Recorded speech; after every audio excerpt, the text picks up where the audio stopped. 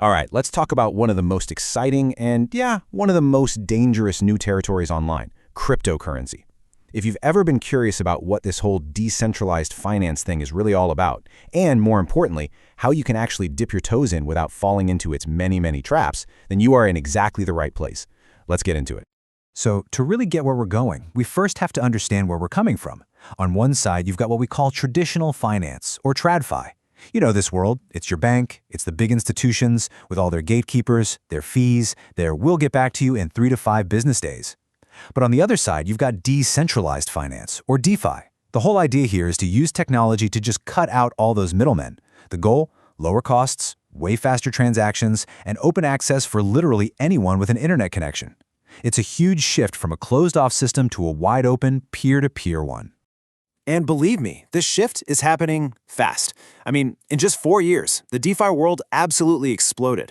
It went from about $1 billion in value to over $110 billion. That's not just growth, that's a rocket ship.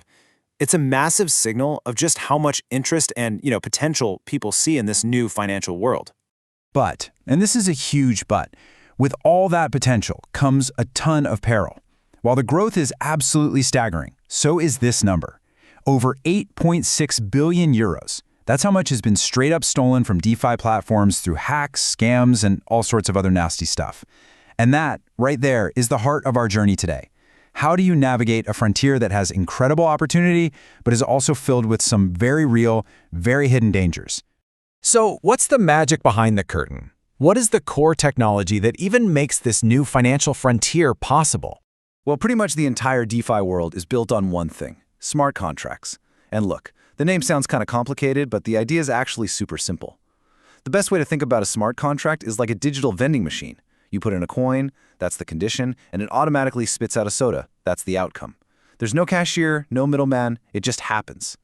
These self-executing programs are the engine of DeFi, automating everything from getting a loan to making a trade, all without a bank ever getting involved. Okay, so now that we get the what, let's switch gears and talk about the how. Because to go explore this frontier, you're gonna need the right gear. Your first and honestly most important tool is going to be a digital wallet. And setting one up is pretty straightforward. First, you'll choose between a hot wallet like MetaMask, which lives online and super convenient, or a cold wallet, which is a physical device that stays offline and is much more secure. After you install one, you're going to be given something called a seed phrase. It's a list of 12 or 24 random words. Now listen up, because this is absolutely critical. Write that phrase down and store it somewhere safe, somewhere offline. If you lose that phrase, your funds are gone. Forever. It is the one and only key to your digital treasure chest. Right, so you've got a wallet. Now you need something to put in it. Most of the action in DeFi happens on networks like Ethereum, and to do anything on that network, you need its native coin, in this case ETH, to pay for transaction fees. Think of it like digital gas for your car.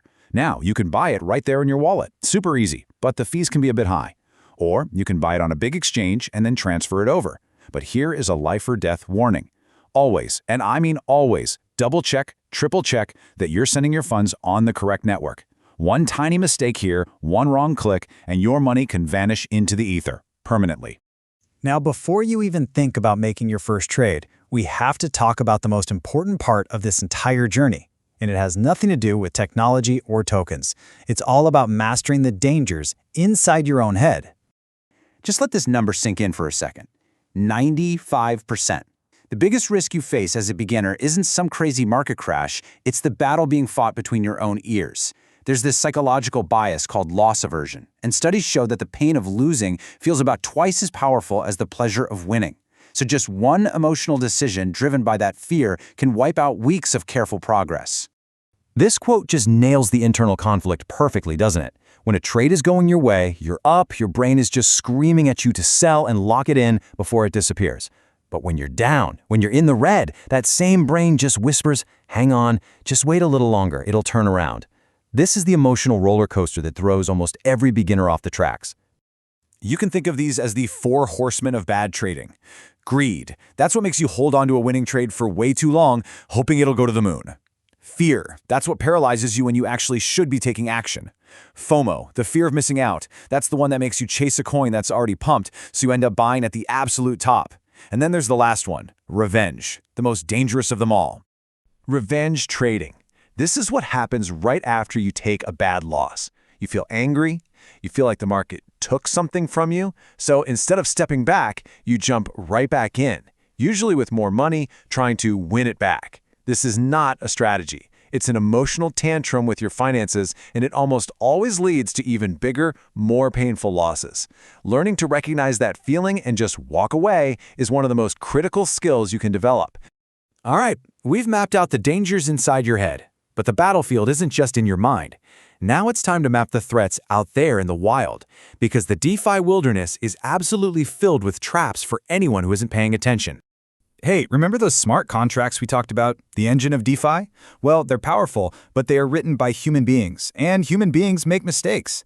Back in 2021, a single tiny flaw in the code of a platform called Grim Finance allowed hackers to drain nearly 30 million euros. It's a brutal reminder that you're not just trusting a platform, you're trusting lines of code that can have very, very expensive bugs. Now here's one of the trickiest, most head-spinning risks in all of DeFi: impermanent loss. So in simple terms, let's say you lend out some of your coins, maybe some Ethereum and a stablecoin, to a platform to earn fees. Sounds great, right? But if the price of your Ethereum suddenly skyrockets, the smart contract automatically rebalances your position for you, selling some of that skyrocketing Ethereum. The result? You can end up with less money than if you had just done nothing and held the original tokens in your wallet. It's a hidden cost that catches so many beginners completely off guard. What do you think this number is? 300,000. That's the estimated number of scam tokens that have been created. The most common fraud here is the rug pull. It's where developers launch a new token, they hype it up on social media, get a bunch of people to invest their money, and then they just vanish, taking all the funds and leaving investors with a worthless token. And the scale of this problem is just breathtaking. One analysis found that a stunning 12% of all new tokens launched on the Binance Smart Chain were designed from the very beginning to be malicious rug pulls. Think about that. That means more than 1 out of every 10 new projects you see pop up could be an outright scam designed specifically to steal your money. So, with all these crazy risks, how is the rest of the world trying to handle this? Let's zoom out for a second and see how different countries are trying to set some rules of the road. Yeah, the approach to crypto taxes and rules varies wildly all over the globe. Look at Germany. If you hold your crypto for more than a year, any profit you make is totally tax-free. Then you have El Salvador, which just made Bitcoin legal tender, so no capital gains tax at all. Singapore and Malaysia, also zero tax for most individuals. What this creates is a kind of regulatory arbitrage, where these different rules actively shape where investors put their money and where crypto companies decide to set up shop. We have covered the tech, the tools, the mindset, the risks, and the global rules. Now, let's bring it all home and put it together into a final actionable guide for your journey.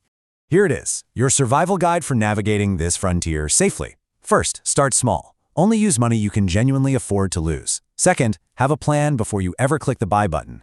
Third, accept that losses are going to happen. They are a normal cost of doing business in this space. Fourth, for any serious amount of money, use a secure offline cold wallet. Fifth, and this is a big one, if it seems too good to be true, it is. And finally, focus on making good decisions based on your plan, not on the dollar amount flashing on your screen. That's how you survive and eventually how you thrive. Look, the digital frontier offers immense, unbelievable opportunity, but it is also untamed and completely unforgiving. It demands caution, it demands education, and it demands emotional discipline. So the real question isn't whether crypto is the future. The real question is, are you prepared with the right tools and the right mindset to explore it?